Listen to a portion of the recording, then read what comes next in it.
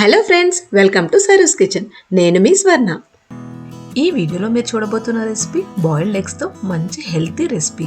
ఇది మార్నింగ్ బ్రేక్ఫాస్ట్గా అయినా, ఈవినింగ్ స్నాక్స్గా అయినా, లేదా లంచ్ బాక్స్ రెసిపీగా అయినా పర్ఫెక్ట్ అని చెప్పవచ్చు. మీరు ట్రై చేసి టేస్ట్ చేయండి. మేకింగ్ ప్రాసెస్ చాలా ఈజీగా ఉంటుంది. ఈ హెల్తీ రెసిపీ కోసం ముందుగా చపాతీ పిండిని కలిపి పెట్టుకోవాలి. దీనికోసం 2 కప్స్ ఆఫ్ గోధుమ పిండిని తీసుకోవాలి. అందులో 1/4 టేబుల్ స్పూన్ ఆఫ్ సాల్ట్ని యాడ్ చేసుకోవాలి. అలాగే 1 టేబుల్ స్పూన్ ఆఫ్ ఆయిల్ని కూడా యాడ్ చేసుకోవాలి. ఇప్పుడు ఈ పిండిని అంతా చక్కగా మిక్స్ చేసుకోవాలి. సాల్ట్, ఆయిల్ అంతా మిక్స్ అయిన తర్వాత ఇప్పుడు ఇందులో కొద్దిగా వాటర్ యాడ్ చేసుకుంటూ మనం చపాతీ పిండిని ఎలా కలుపుకుంటామో అలా కలుపుకోవాలి. పిండి అంతా చక్కగా కలుపుకున్న తర్వాత అందులో 1 టేబుల్ స్పూన్ ఆఫ్ ఆయిల్ వేసి మళ్ళీ ఒకసారి మిక్స్ చేసి ఒక 10 మినిట్స్ పాటు పక్కన పెట్టుకోవాలి. అప్పుడు పిండి ఇంకా సాఫ్ట్ అవుతుంది. ఈ రెసిపీ కోసం ముందుగా ఒక 5 ఎగ్స్ని బాయిల్ చేసి పెట్టుకోవాలి. ఇప్పుడు వీటిని నిదానంగా తురుముకోవాలి. ఇలా పొడుగ్గా వచ్చేలాగా చూసుకుంటూ తురుముకోవాలి.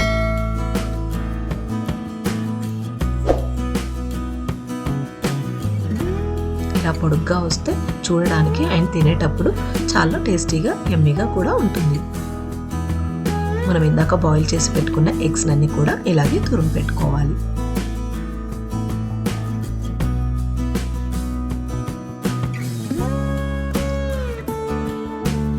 ఇప్పుడు చీజ్ను కూడా సేమ్ ఇదే విధంగా ఇలా పొడుగ్గా తురుము పెట్టుకోవాలి.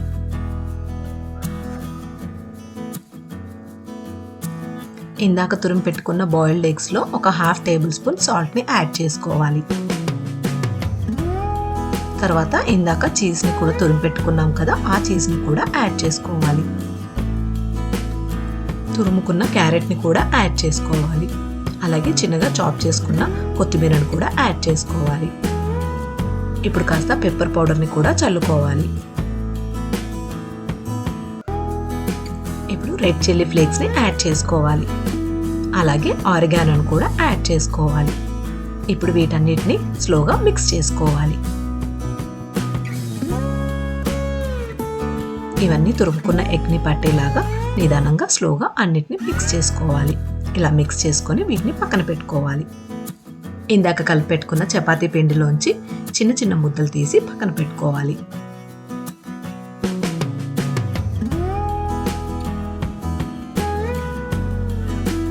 ఇలా కొన్ని ముద్దలు చేసి పెట్టుకున్న తర్వాత ఇప్పుడు ఒక దాన్ని తీసుకొని ఇలా గోధుమ పిండిలో డిప్ చేసుకొని ఇప్పుడు చపాతీ సైజులో చపాతీ చేసుకోవాలి. ఈ చపాతీ కరెక్ట్గా రౌండ్ షేప్లో ఉండడం కోసం ఇలా ఏదైనా ఒక రౌండ్గా ఉన్న దాంతో ఇలా కట్ చేసుకోవాలి.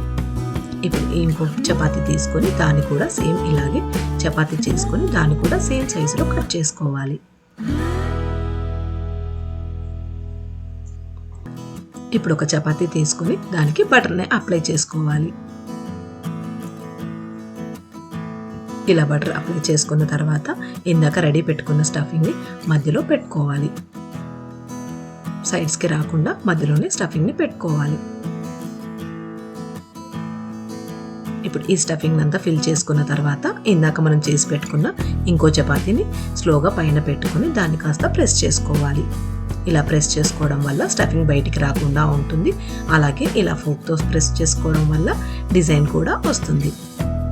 ఇలా రెడీ చేసుకున్న దాన్ని మనం చపాతీలాగా చక్కగా ఫ్రై చేసుకోవాలి. దానికోసం స్టవ్ పైన ప్యాన్ పెట్టుకొని ప్యాన్ హీట్ అయిన తర్వాత అందులో 1 టేబుల్ స్పూన్ ఆఫ్ బటర్ని యాడ్ చేసుకొని ఆ బటర్లో ఇందాక చేసి పెట్టుకున్న చపాతీని ఫ్రై చేసుకోవాలి. ఇలా చక్కగా ఒక సైడ్ ఫ్రై అయిన తర్వాత కొంచెం పైన ఆయిల్ని అప్లై చేసుకొని ఇంకో వైపుకి టర్న్ చేసుకోవాలి. అలా 2 సైడ్స్ని కూడా చక్కగా ఫ్రై అయ్యేలాగా చూసుకొని ఇప్పుడు దీన్ని తీసి పక్కన పెట్టుకోవాలి. సేమ్ ఇందాక చేసుకున్న ప్రాసెస్లోనే మళ్ళీ అదే విధంగా ఇంకో చపాతీని కూడా సేమ్ ప్రాసెస్లో ఫ్రై చేసుకోవాలి. ఇలా గోల్డెన్ బ్రౌన్ కలర్ వచ్చేలాగా కాల్చుకోవాలి. ఇప్పుడు వీటిని మనం సర్వ్ చేసుకుందాం. లోపల ఉన్న చీజ్ అంతా చక్కగా మెల్ట్ అయ్యి చాలా యమ్మీగా ఉంటుంది. పిల్లలు అయితే చక్కగా తినేస్తారు. వాళ్ళకి కన్వీనియంట్గా తినడానికి ఇలా మనము ఏ షేప్లో కావాలంటే ఇలా చిన్నగా కట్ చేసి వాళ్ళకి సర్వ్ చేస్తే ఈజీగా చేతిలో పట్టుకొని చక్కగా తినేస్తారు. దీనికి కాంబినేషన్గా మనము టమాటో కెచప్తో సర్వ్ చేస్తే చాలా బాగుంటుంది. ఈ వీడియో కనుక మీకు నచ్చినట్లయితే లైక్ చేయండి, షేర్ చేయండి. మరొక ఇంట్రెస్టింగ్ రెసిపీతో మీ ముందుంటాను. Thank you for watching. Bye.